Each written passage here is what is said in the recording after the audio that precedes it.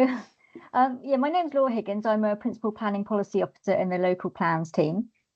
So I'm going to give you a summary of about what we've been up to on working on the local plan.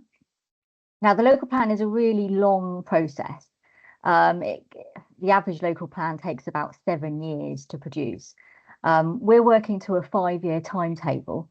So I'm just going to talk through with a bit of introduction on that. And then I'm going to talk about the evidence base we've been working on. And then I'm going to hand over to Tandy, who's going to talk about consultation engagement we're going to be doing. And then over to Graham, I think, to talk about the call for sites as well. So next slide, please. Yeah, so as I mentioned, the local plan is a long process. So quite often there's quiet periods where you won't hear from us, but we would, we hope to update you as and when it's appropriate. And now we feel is a good time to do that. So the local plan is a document that it sets out a vision for the future development of Somerset, and it also guides decisions on planning applications. And at the moment, we have local plans that cover the 4 former district areas, and these will carry on until we adopt a new Somerset-wide local plan. So, as I say, it could be another 5 years before we have a Somerset local plan. So up until that time, we are working with the current adopted local plans for the 4 district areas and the minerals and waste plans for the county as a whole. The local plan will be critical to many other outcomes within Somerset, such as climate change ambitions and delivering new affordable homes. So it's really important that we get local plan adopted so it can help deliver the other aspirations of Somerset Council. It is a complex process, and there are a number of set stages that we need to follow. But that's why it does take a long time, and it can feel like we're taking forever to do it, but we just have to follow the set stages set out by the regulations. So one of the key first thing that we need to do, which takes some time, and is the evidence base, which helps kind of underpin our thought process and our formulation of potential policies for the local plan. Now, the first stage, we're doing 6 key pieces of work at the moment that we're working on. The first one is the economic development needs assessment, and this looks at our forecast need for employment land over the next 20 years. And ultimately, it will help us decide, do we need any more land for employment? Can we release some employment land for other uses? So that's kind of information it will inform. And we're working with our economic development team, who are delivering the economic strategy to make sure we're all aligned with the sort of direction of travel. So we're hoping that's going to be completed by the end of the year. Next slide, please. The local housing needs assessment is a document which assesses the unconstrained assessment of the homes needed in Somerset over the next 20 years. It follows a set methodology set down by the government, and it also looks at the need for more specialist accommodation, like affordable housing, older persons accommodation, and looks at the household or housing sizes that we need over the next 20 years. It's more of a long-term vision rather than a snapshot of what's needed now. Like on the housing register, it looks at projections for household sizes and population change. Now, this piece of work has been paused because the government has done its consultation on the National Planning Policy Framework over the summer.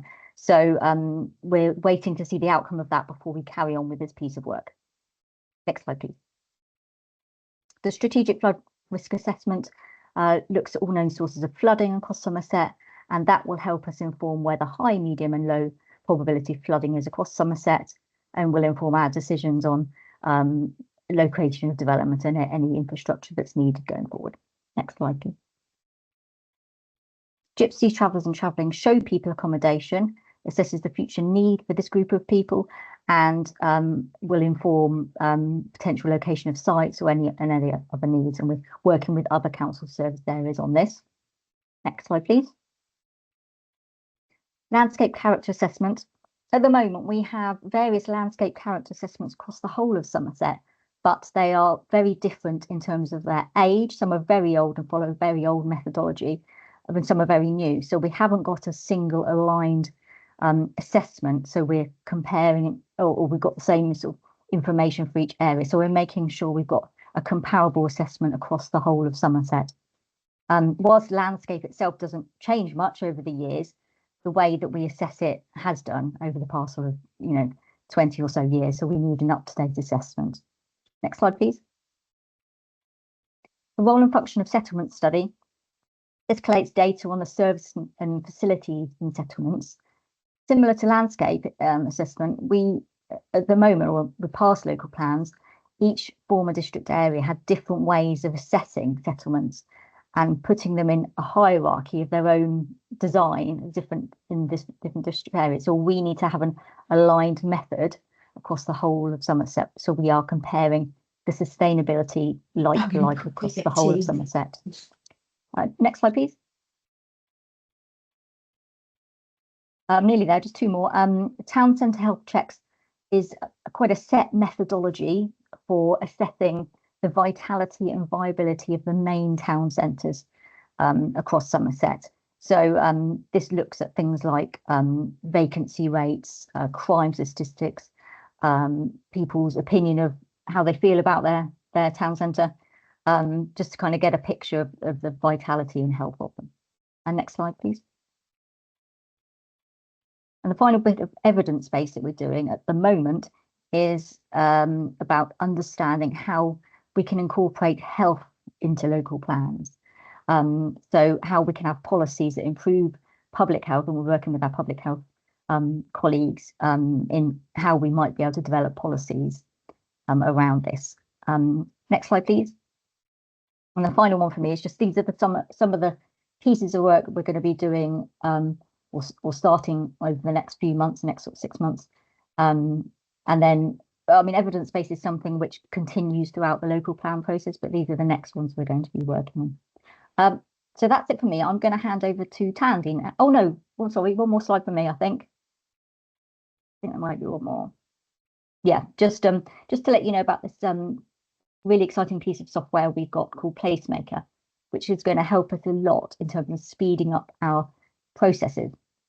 What it does, it enables landowners or site promoters to submit sites that they would like to be seen developed through this tool, and we can use GIS mapping data to assess the sites and their suitability.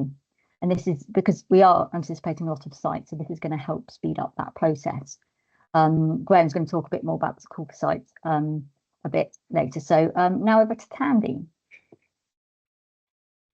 Lovely, thank you very much.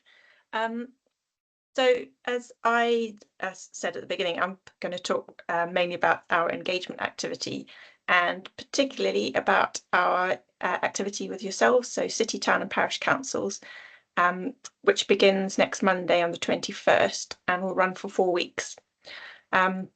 I thought as well it might be helpful to mention just generally our consultation engagement strategy, and Graham will mention the call for sites activities, and then just a little bit at the end about how we're working internally across the organisation and also with our neighbouring authorities. Okay.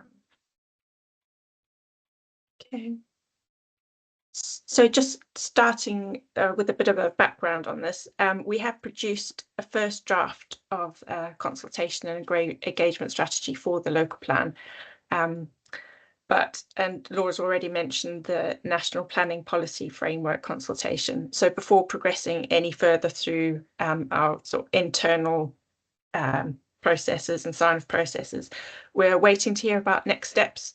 And this is particularly around issues to do with cooperation, cross-boundary and strategic planning issues, but also to do with changes to the plan preparation process.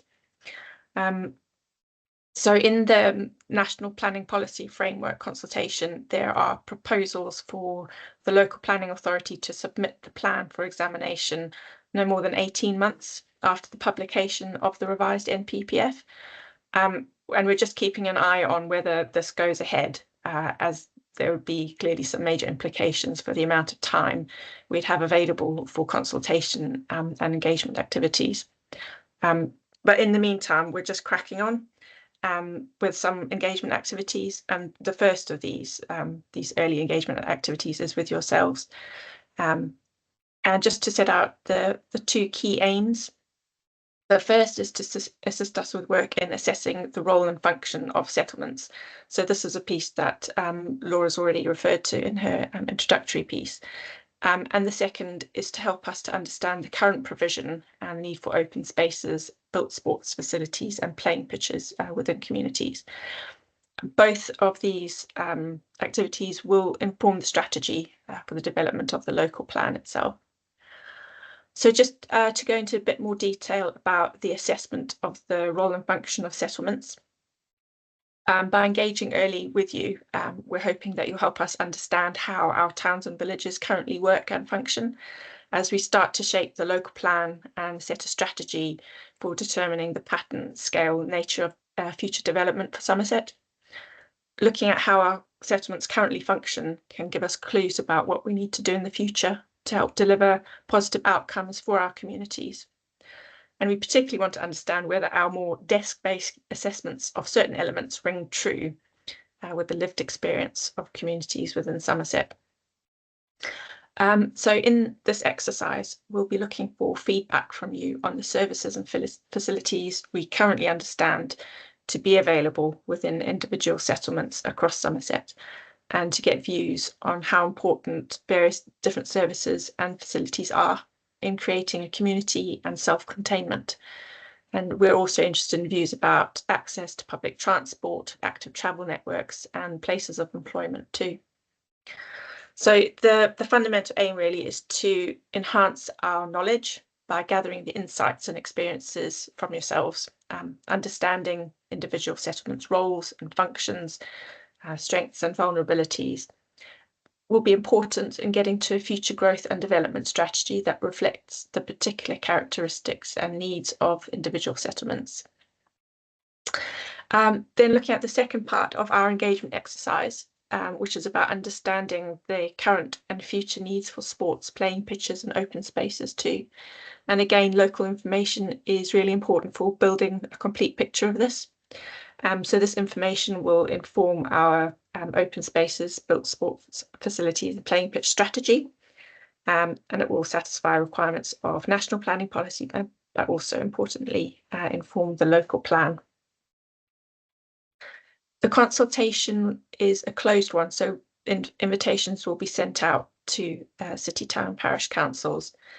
And then early in the new year, we'll be continuing with some engagement with our members, which is going to include looking at setting vision and objectives for the plan. And that's where I need to hand over to Graham for more about our call for sites activities. Great, thanks, Tandy. Yeah, hi, my name's Graham Thompson. I'm also Principal Plan Policy Officer, working alongside Laura, Tandy and Kate.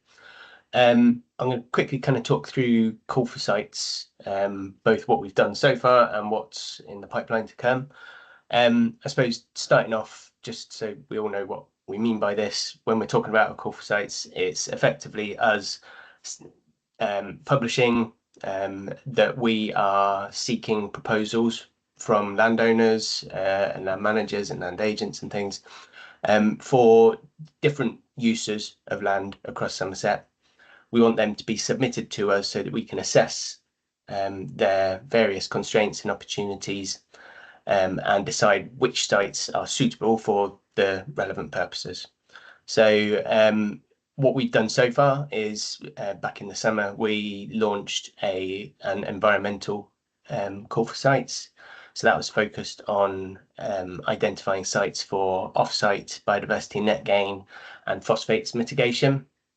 And in the future, later this year, hopefully, we should be in a position to launch the main call for sites for the local plan, which will focus on housing opportunities, employment, potentially renewable energy and things like that. So I quickly just sort of talk through the environmental one first. Like I say, we launched that back in the summer. We've had 70 sites submitted to us as part of that.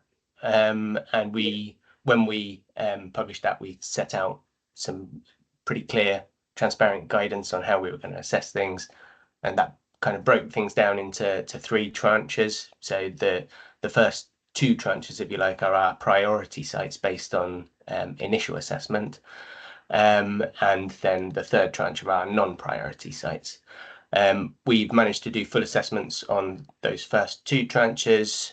The first tranche are now into at a position where suitable sites have progressed into negotiation. So the intention is that if a site is considered suitable and a low risk of failure, then we'll be in a position to kind of negotiate a Section 106 legal agreement to secure that site. And that then enables the landowner to effectively sell phosphate credits or biodiversity units to developers to meet their needs as a result of their planning applications. And this is a really important step because it means that we're not only providing a solution to enable development to come forwards in Somerset now, but we're also starting to identify a pipeline of sites that can assist us as the local plan progresses, because these are issues that are not just going to magically kind of go away. They're things that development is going to have to require to kind of mitigate its impact for a number of years. So this means that hopefully we're in a good position as we identify sites for the local plan to say we've got a pipeline of these environmental options to help offset and mitigate the impacts of those sites as necessary. So yeah, that's in place, and we're hoping that means that we should have some of those sites, the first few of those, hopefully in place, legally secured before the end of the year. And that means that then the units will be able to get onto the market and start providing solutions to developments ASAP. In terms of the main local plan call for sites, this is a key source of information for us in understanding where might be the right places for future growth to occur. But it's not the only source. So we'll also need to think about other options, including our own land, including kind of more specialised look at brownfield opportunities, etc. But it is principally kind of the kind of element of that process that brings the biggest number of options, and it's an important part of the picture nationally that we undertake a call for sites, giving people the opportunity to put their sites forwards. We then assess them to decide whether they are appropriate for us to take forwards as options for the local plan. As Laura kind of alluded to earlier, we are expecting significant interest on this. This is the first such exercise that we've done as Somerset Council, and it's been a number of years, other than in the case of Mendip in terms of the partial plan update. It's been a number of years since any of the other authorities have done one of these in Somerset, so there's probably quite a bit of latent demand. So we're not underestimating things, I think, when we're not overestimating things, I think, when we say we might expect in the region of 1,000 sites to get submitted to us. That's a significant amount of work for us to get through using sort of traditional methods of assessment. Hence why we've now got Placemaker as a package available to us.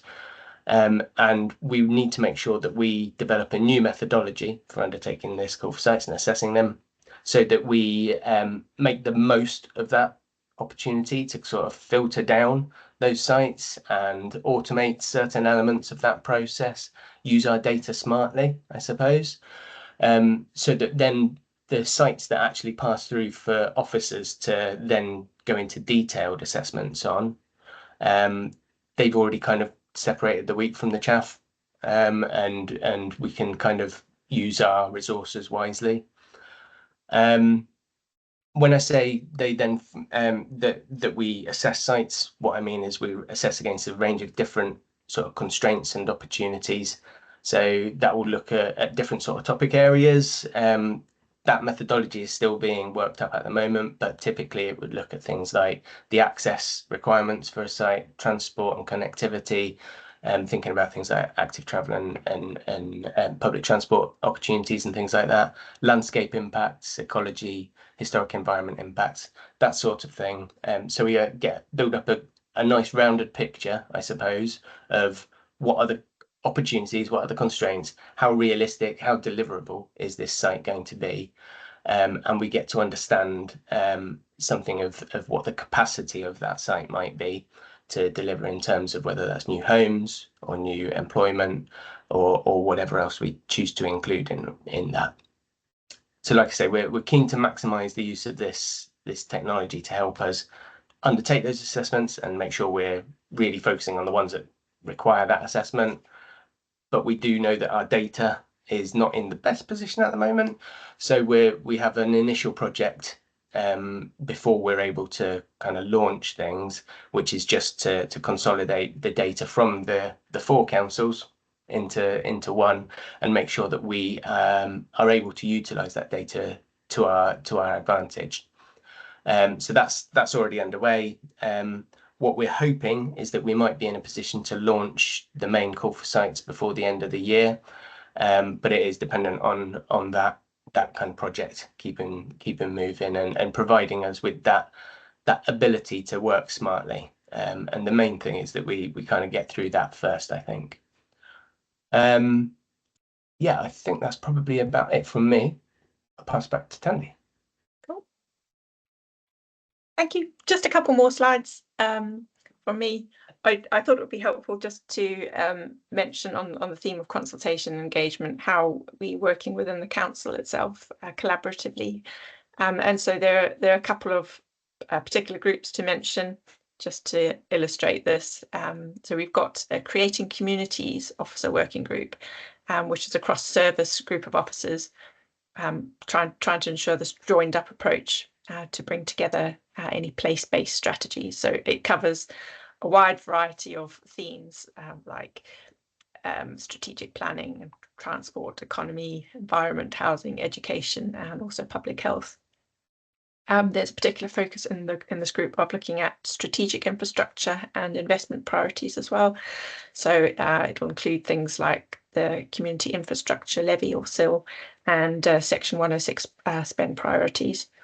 So this group is working to ensure that strategic sites deliver on cross-service objectives and by enhancing the outcomes around placemaking and land uses, affordable housing, climate change, infrastructure, active travel and stewardship. There are lots of demands on these sites coming forward. The group is also responsible for information sharing and data collection and evidence gathering as well. It's not a decision-making group, so those sorts of decisions still need to go through exec and senior leadership teams as appropriate through those normal processes. The second group is called Planning, Transport, Economic and Climate Working Group, or PTEC, but it also includes colleagues from Waste Policy and Housing Strategy as well. It meets fairly regularly every 3 weeks. Focus very much on policy development to make sure we're all heading in the same direction and sharing information and data and working jointly whenever we can.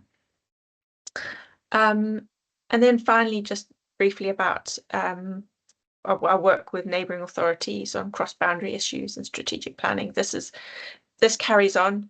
As I mentioned before, there might be changes in the way we're required to cooperate as a result of the NPPF consultation. But in the meantime, we carry on working with our neighbours to form a view on the various issues that might arise. And yeah, that's it.